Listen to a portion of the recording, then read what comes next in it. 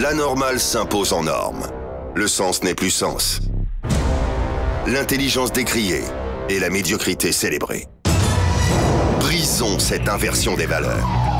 Bienvenue chez les grandes gueules de Radio Espace Guinée, en ondes depuis plus de 7 ans en Guinée.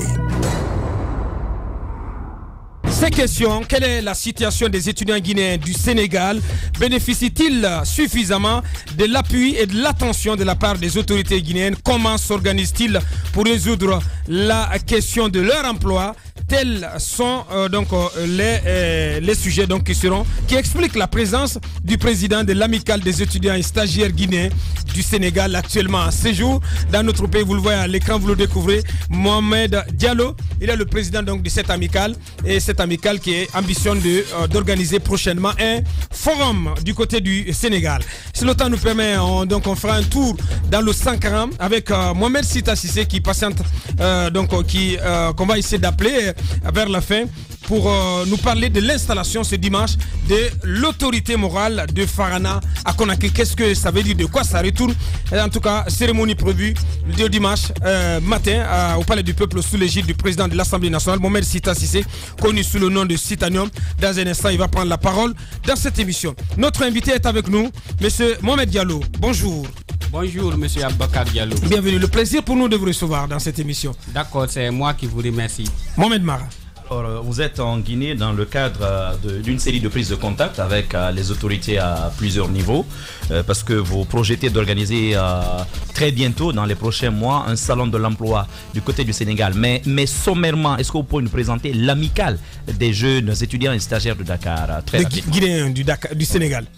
D'accord, l'amicale des jeunes élèves, étudiants et stagiaires guinéens au Sénégal, si elle ne l'est pas, elle est l'une des plus anciennes grandes associations des Guinéens en terre étrangère.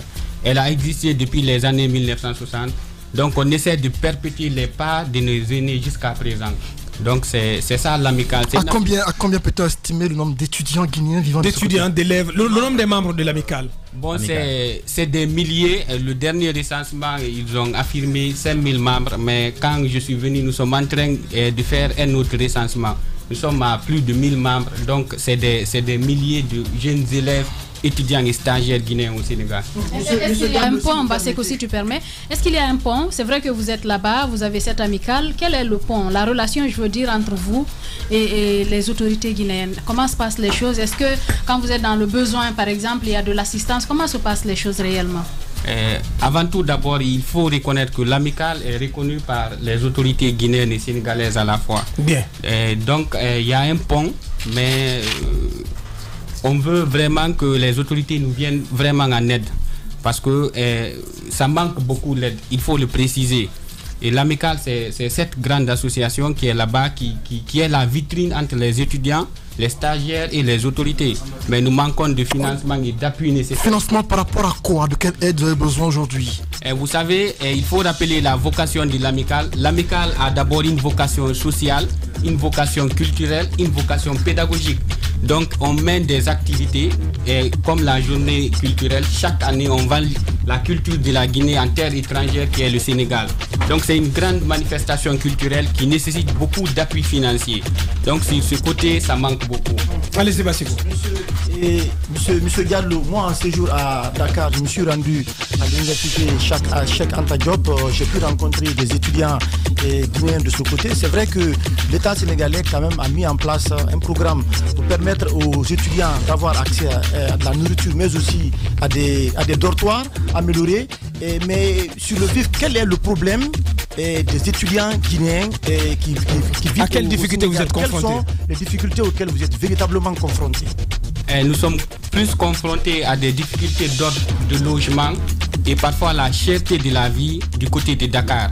C'est vrai, les autorités sénégalaises ont fait une facilité administrative. Aujourd'hui, c'est seuls les Guinéens qui s'inscrivent au même prix que les Sénégalais.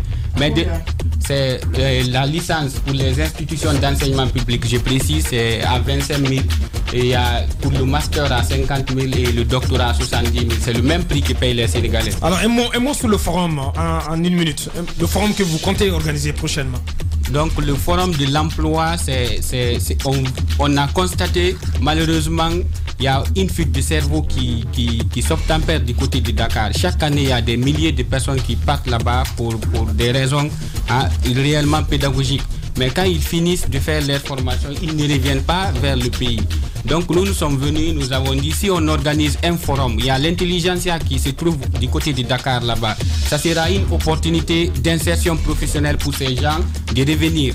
Parce qu'aujourd'hui, il y a les entreprises qui sont là, qui ont besoin des compétences où on forme à Dakar.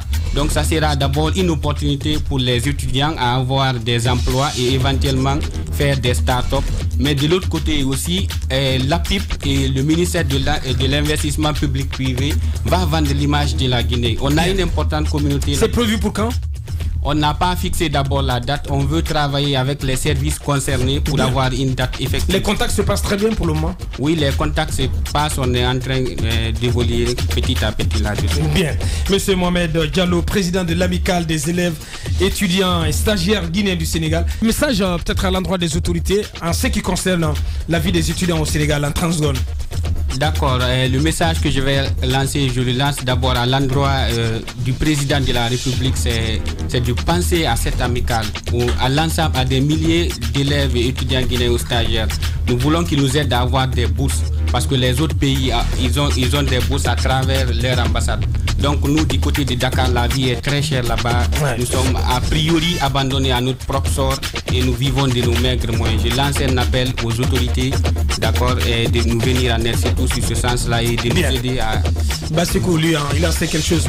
Ça n'est terminé pour la dernière représentation de la semaine au compte des GG. Merci à vous qui nous avez suivis donc depuis 2 semaines. Nous avons tenu le gouvernail de cette émission. On va céder donc le fauteuil dès lundi au patron donc, qui a fait son retour. Le turbo qui sera aux commandes dès lundi. Merci à toute l'équipe, à tous les chroniqueurs. Merci également à l'équipe de cadrage, Awal et toute son équipe. Merci aussi à Madousso, Mamoudou Kondé, le colosse, notre ingénieur de son Nalaï Sidibé. Le plaisir a été pour nous de vous servir. On se reprend lundi. Portez-vous bien, au revoir.